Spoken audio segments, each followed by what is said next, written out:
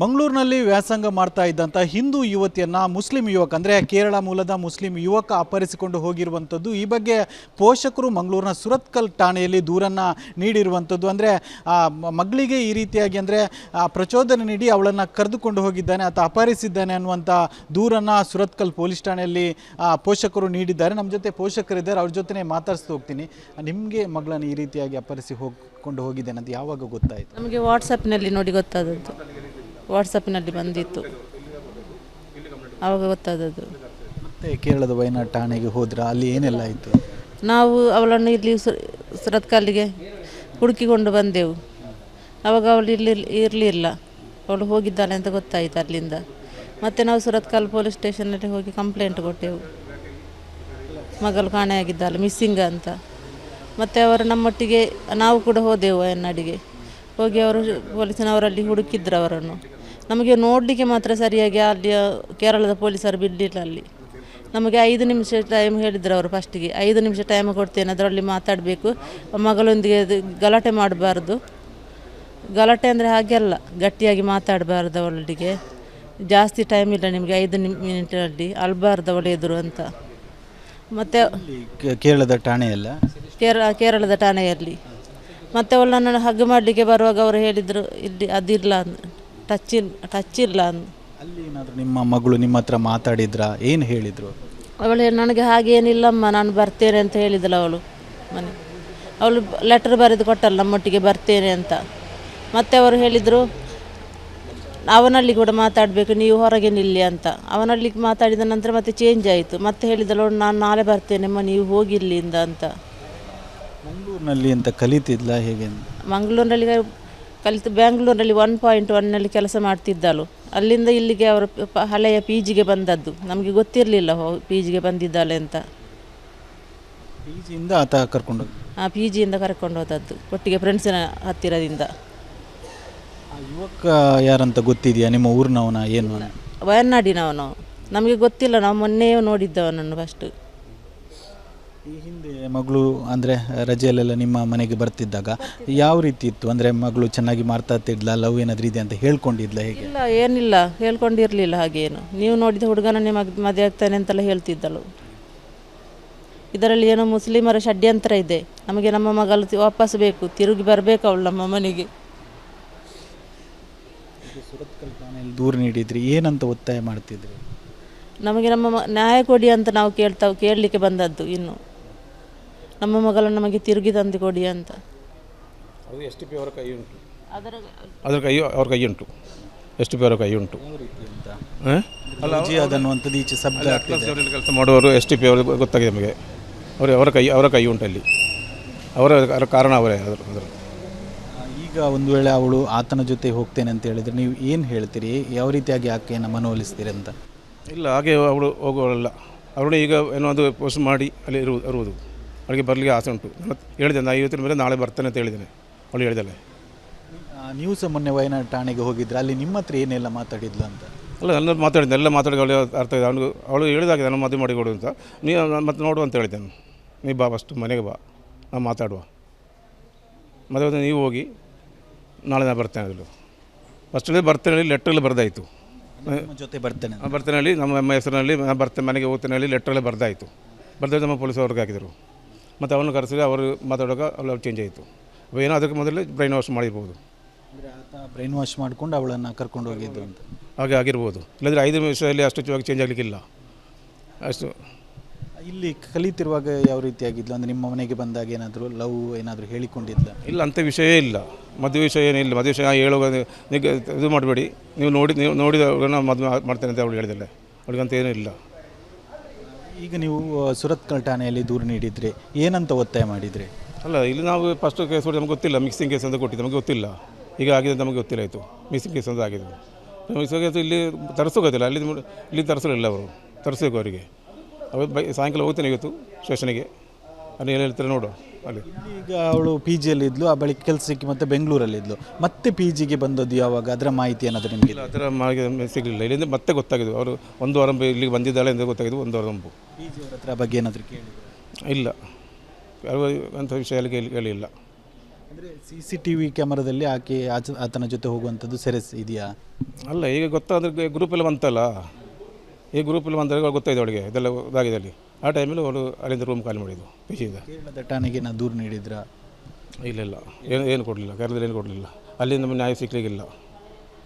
ಇದು ವೈಶಾಲಿಯ ತಂದೆ ತಾಯಿಯ ಮಾತು. ಕ್ಯಾಮರಾ ಪರ್ಸನ್ ದಿವಾಕರ್ ಪದ್ಮುಂಜೆ ಜೊತೆ ದಿನೇಶ್ ಕಾಶಿಪಟ್ನ, ರಿಪಬ್ಲಿಕ್ ಕನ್ನಡ, ಮಂಗಳೂರು. ಮಂಗಳೂರಿನಲ್ಲಿ ವ್ಯಾಸಂಗ ಮಾಡ್ತಾ ಇದ್ದಂಥ ಹಿಂದೂ ಯುವತಿಯನ್ನು ಮುಸ್ಲಿಂ ಯುವಕ ಅಂದರೆ ಕೇರಳ ಮೂಲದ ಮುಸ್ಲಿಂ ಯುವಕ ಅಪಹರಿಸಿಕೊಂಡು ಹೋಗಿರುವಂಥದ್ದು. ಈ ಬಗ್ಗೆ ಪೋಷಕರು ಮಂಗಳೂರಿನ ಸುರತ್ಕಲ್ ಠಾಣೆಯಲ್ಲಿ ದೂರನ್ನು ನೀಡಿರುವಂಥದ್ದು. ಅಂದರೆ ಮಗಳಿಗೆ ಈ ರೀತಿಯಾಗಿ ಅಂದರೆ ಪ್ರಚೋದನೆ ನೀಡಿ ಅವಳನ್ನು ಕರೆದುಕೊಂಡು ಹೋಗಿದ್ದಾನೆ, ಆತ ಅಪಹರಿಸಿದ್ದಾನೆ ಅನ್ನುವಂಥ ದೂರನ್ನು ಸುರತ್ಕಲ್ ಪೊಲೀಸ್ ಠಾಣೆಯಲ್ಲಿ ಪೋಷಕರು ನೀಡಿದ್ದಾರೆ. ನಮ್ಮ ಜೊತೆ ಪೋಷಕರಿದ್ದಾರೆ, ಅವ್ರ ಜೊತೆ ಮಾತಾಡಿಸ್ತಾ ಹೋಗ್ತೀನಿ.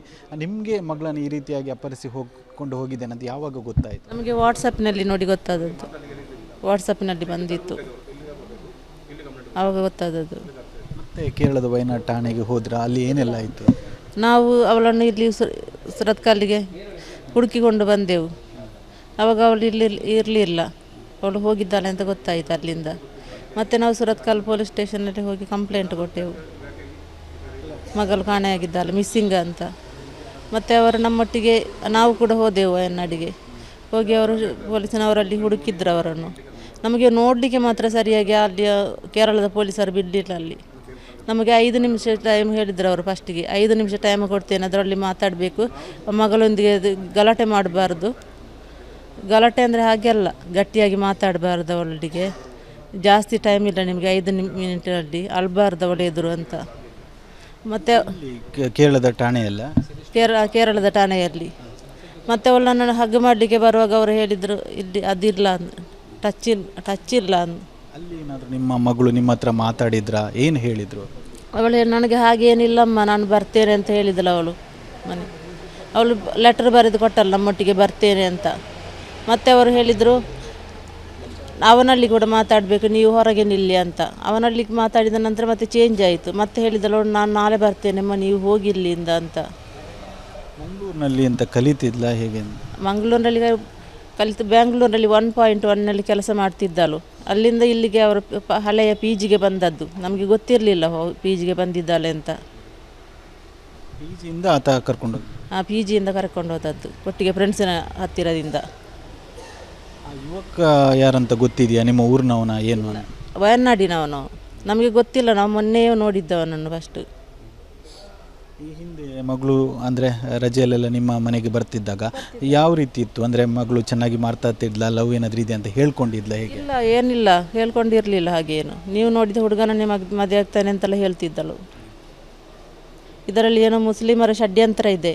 ನಮಗೆ ನಮ್ಮ ಮಗಳು ವಾಪಸ್ ಬೇಕು, ತಿರುಗಿ ಬರಬೇಕು ಅವಳು ನಮ್ಮ ಮನೆಗೆ. ಸುರತ್ಕಲ್ ಠಾಣೆಯಲ್ಲಿ ದೂರು ನೀಡಿದ್ರಿ, ಏನಂತ ಒತ್ತಾಯ ಮಾಡ್ತಿದ್ರಿ?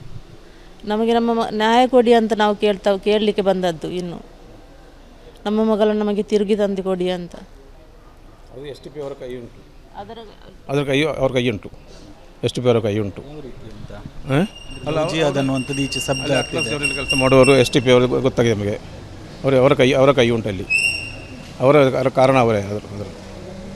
ಈಗ ಒಂದು ವೇಳೆ ಅವಳು ಆತನ ಜೊತೆ ಹೋಗ್ತೇನೆ ಅಂತ ಹೇಳಿದರೆ ನೀವು ಏನು ಹೇಳ್ತೀರಿ? ಯಾವ ರೀತಿಯಾಗಿ ಆಕೆಯನ್ನು ಮನವೊಲಿಸ್ತೀರಿ ಅಂತ? ಇಲ್ಲ, ಹಾಗೆ ಅವಳು ಹೋಗೋಲ್ಲ. ಅವಳು ಈಗ ಏನೋ ಒಂದು ಪೋಸ್ಟ್ ಮಾಡಿ ಅಲ್ಲಿ ಇರುವುದು. ಅವಳಿಗೆ ಬರಲಿಕ್ಕೆ ಆಸೆ ಉಂಟು. ಹೇಳಿದೆ, ನಾನು ಇವತ್ತಿನ ಮೇಲೆ ನಾಳೆ ಬರ್ತೇನೆ ಅಂತ ಹೇಳಿದ್ದೇನೆ. ಅವಳು ಹೇಳಿದಾಳೆ. ನೀವು ಸಹ ಮೊನ್ನೆ ವಯನಾಡ್ ಠಾಣೆಗೆ ಹೋಗಿದ್ರೆ, ಅಲ್ಲಿ ನಿಮ್ಮ ಹತ್ರ ಏನೆಲ್ಲ ಮಾತಾಡಿದ್ಲು ಅಂತ? ಅಲ್ಲ, ನನ್ನ ಮಾತಾಡಿದ್ದೆ, ಎಲ್ಲ ಮಾತಾಡಿ ಅವಳು ಅರ್ಥ ಇದೆ. ಅವಳು ಹೇಳಿದಾಗಿದೆ ನಾನು ಮದುವೆ ಮಾಡಿಕೊಡು ಅಂತ. ನೀವು ಮತ್ತೆ ನೋಡು ಅಂತ ಹೇಳಿದ್ದೇನೆ. ನೀವು ಬಾ, ಫಸ್ಟ್ ಮನೆಗೆ ಬಾ, ನಾವು ಮಾತಾಡುವ. ಮದುವೆ ನೀವು ಹೋಗಿ, ನಾಳೆ ನಾನು ಬರ್ತೇನೆ. ಅದನ್ನು ಫಸ್ಟಲ್ಲಿ ಬರ್ತೇನೆ, ಲೆಟ್ರಲ್ಲಿ ಬರೆದಾಯಿತು. ಜೊತೆ ಬರ್ತೇನೆ ಬರ್ತೇನೆ, ನಮ್ಮ ಹೆಸರಿನಲ್ಲಿ ನಾನು ಬರ್ತೇನೆ, ಮನೆಗೆ ಹೋಗ್ತೇನೆ ಹೇಳಿ ಲೆಟ್ರಲ್ಲೇ ಬರೆದಾಯಿತು. ಬರೆದಾಯ್ತು, ನಮ್ಮ ಪೊಲೀಸವ್ರಿಗೆ ಹಾಕಿದರು. ಮತ್ತು ಅವನು ಕರೆಸಿ ಅವರು ಮಾತಾಡುವಾಗ ಅವಳು ಚೇಂಜ್ ಆಯಿತು. ಏನೋ ಅದಕ್ಕೆ ಮೊದಲೇ ಬ್ರೈನ್ ವಾಶ್ ಮಾಡಿರ್ಬೋದು. ಅಂದರೆ ಆತ ಬ್ರೈನ್ ವಾಶ್ ಮಾಡಿಕೊಂಡು ಅವಳನ್ನು ಕರ್ಕೊಂಡು ಹೋಗಿದ್ದು ಅಂತ ಹಾಗೆ ಆಗಿರ್ಬೋದು. ಇಲ್ಲಾಂದರೆ 5 ನಿಮಿಷದಲ್ಲಿ ಅಷ್ಟು ಚೇಂಜ್ ಆಗಲಿಕ್ಕಿಲ್ಲ. ಅಷ್ಟು ಇಲ್ಲಿ ಕಲಿತಿರುವಾಗ ಯಾವ ರೀತಿಯಾಗಿದ್ಲು? ಅಂದರೆ ನಿಮ್ಮ ಮನೆಗೆ ಬಂದಾಗ ಏನಾದರೂ ಲವ್ ಏನಾದರೂ ಹೇಳಿಕೊಂಡಿದ್ಲ? ಇಲ್ಲ, ಅಂಥ ವಿಷಯವೇ ಇಲ್ಲ. ಮದುವೆ ವಿಷಯ ಏನಿಲ್ಲ. ಮದುವೆ ವಿಷಯ ಹೇಳುವಾಗ ಇದು ಮಾಡಬೇಡಿ, ನೀವು ನೋಡಿದವ್ರನ್ನ ಮದುವೆ ಮಾಡ್ತೇನೆ ಅಂತ ಅವಳು ಹೇಳಿದಲ್ಲ. ಅವಳಿಗಂತ ಏನೂ ಇಲ್ಲ. ಈಗ ನೀವು ಸುರತ್ಕಲ್ ಠಾಣೆಯಲ್ಲಿ ದೂರು ನೀಡಿದರೆ ಏನಂತ ಒತ್ತಾಯ ಮಾಡಿದರೆ? ಅಲ್ಲ, ಇಲ್ಲಿ ನಾವು ಫಸ್ಟ್ ಕೇಸ್ ನಮಗೆ ಗೊತ್ತಿಲ್ಲ, ಮಿಕ್ಸಿಂಗ್ ಕೇಸ್ ಅಂತ ಕೊಟ್ಟಿದ್ದು ನಮಗೆ ಗೊತ್ತಿಲ್ಲ. ಈಗ ಆಗಿದೆ ಅಂತ ನಮಗೆ ಗೊತ್ತಿಲ್ಲ. ಆಯಿತು, ಮಿಕ್ಸಿಂಗ್ ಕೇಸ್ ಅಂತ ಆಗಿದೆ. ಮಿಕ್ಸಿಂಗ್ ಕೇಸ್ ಇಲ್ಲಿ ತರಿಸೋಗೋದಿಲ್ಲ, ಇಲ್ಲಿ ತರಿಸಲಿಲ್ಲ. ಅವರು ತರಿಸಬೇಕು ಅವರಿಗೆ. ಸಾಯಂಕಾಲ ಹೋಗ್ತೇನೆ ಇವತ್ತು ಸ್ಟೇಷನಿಗೆ, ಅಲ್ಲಿ ಏನು ಹೇಳ್ತಾರೆ ನೋಡು ಅಲ್ಲಿ.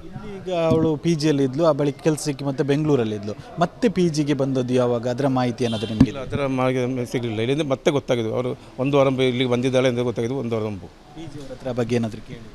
ಇಲ್ಲ, ಯಾವ ಅಂಥ ವಿಷಯ ಅಲ್ಲಿ ಕೇಳಿಲ್ಲ. ಅಂದರೆ CCTV ಕ್ಯಾಮರಾದಲ್ಲಿ ಆಕೆ ಆತನ ಜೊತೆ ಹೋಗುವಂಥದ್ದು ಸೆರೆ ಇದೆಯಾ?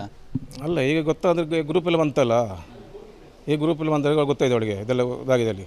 ಆ ಟೈಮಲ್ಲಿ ಅವಳು ಅಲ್ಲಿಂದ ರೂಮ್ ಖಾಲಿ ಮಾಡಿದ್ದು ಪಿ ಜಿಯಿಂದ. ಕೇರಳದ ಠಾಣೆಗೆ ನಾ ದೂರು ನೀಡಿದ್ರಾ? ಇಲ್ಲ, ಏನು ಕೊಡಲಿಲ್ಲ, ಕರೆದಲ್ಲಿ ಏನು ಕೊಡಲಿಲ್ಲ, ಅಲ್ಲಿಂದ ನಮಗೆ ನ್ಯಾಯ ಸಿಕ್ಕಲಿಕ್ಕಿಲ್ಲ. ಇದು ವೈಶಾಲಿಯ ತಂದೆ ತಾಯಿಯ ಮಾತು. ಕ್ಯಾಮರಾ ಪರ್ಸನ್ ದಿವಾಕರ್ ಪದ್ಮುಂಜೆ ಜೊತೆ ದಿನೇಶ್ ಕಾಶಿಪಟ್ನ, ರಿಪಬ್ಲಿಕ್ ಕನ್ನಡ, ಮಂಗಳೂರು.